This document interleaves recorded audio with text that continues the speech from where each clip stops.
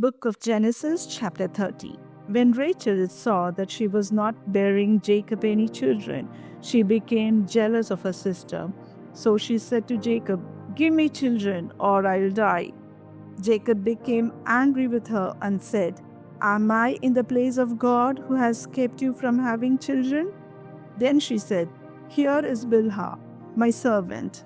Sleep with her so that she can bear children for me, and I too can build a family through her." So she gave him her servant Bilhah as a wife. Jacob slept with her, and she became pregnant and bore him a son. Then Rachel said, "God has vindicated me.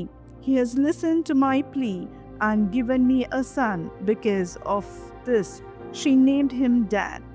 Rachel's servant Bilhah conceived again and bore Jacob a second son. Then Rachel said, "I have had a great struggle with my sister, and I won." So she named him Naphtali.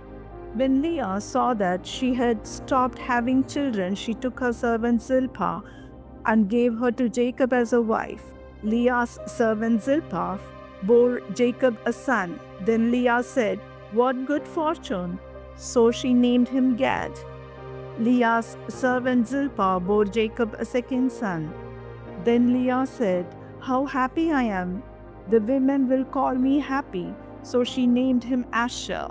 During wheat harvest, Reuben went out into the fields and found some mandrake plants, which he brought to his mother Leah. Rachel said to Leah, "Please give me some of your son's mandrakes." But she said to her, "Wasn't it enough that you took away my husband? Will you take my son's mandrakes too?" "Very well," Rachel said. "He can sleep with you tonight in return for your son's mandrakes."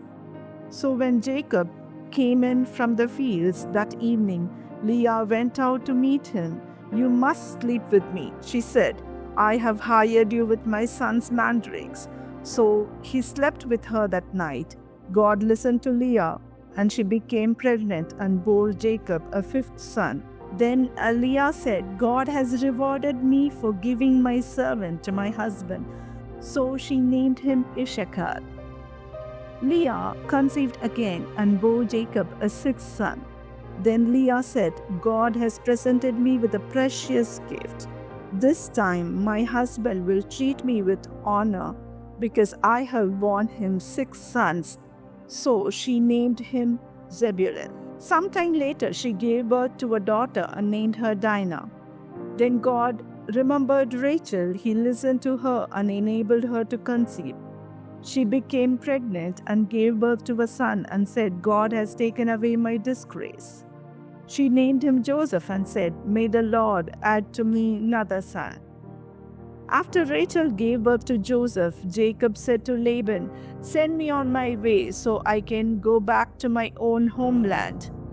Give me my wives and children for whom I have served you, and I will be on my way. You know how much work I have done for you."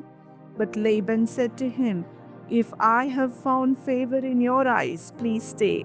I have learned by divination that the Lord has blessed me because of you." He added, "Name your wages and I will pay them." Jacob said to him, "You know how I have worked for you, and how your livestock has fed under my care. The little you had before I came has increased greatly, and the Lord has blessed you wherever I have been. But now, when may I do something for my own household?" "What shall I give you?" he asked. "Don't give me anything," Jacob replied. "But if you will do this one thing for me, I will go on tending your flocks and watching over them. Let me go through all your flocks today and remove from them every speckled or spotted sheep, every dark-colored lamb, and every spotted or speckled goat. They will be my wages, and my honesty will testify for me in the future. Whenever you check on the wages you have paid me, any goat in my possession that is not speckled or spotted, or any lamb that is not dark-colored will be considered stolen." "Agreed," said Laban. "Let it be as you have said."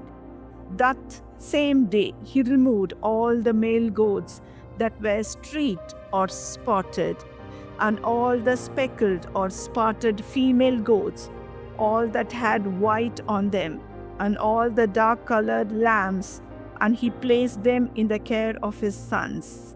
Then he put a 3-day journey between himself and Jacob, while Jacob continued to tend the rest of Laban's flocks.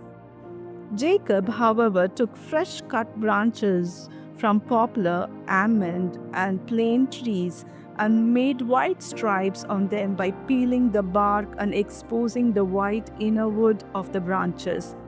Then he placed the peeled branches in all the watering troughs, so that they would be directly in front of the flocks when they came to drink.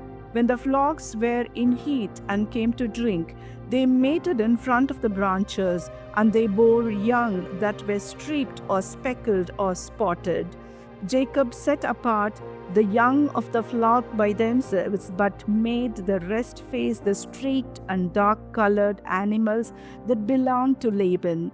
Thus he made separate flocks for himself and did not put them with Laban's animals. Whenever the stronger females were in heat, Jacob would place the branches in the troughs in front of the animals, so they would mate near the branches. But if the animals were weak, he would not place them there. So the weak animals went to Laban, and the strong ones to Jacob. In this way the man grew exceedingly prosperous and came to own large flocks, and female and male servants, and camels and donkeys.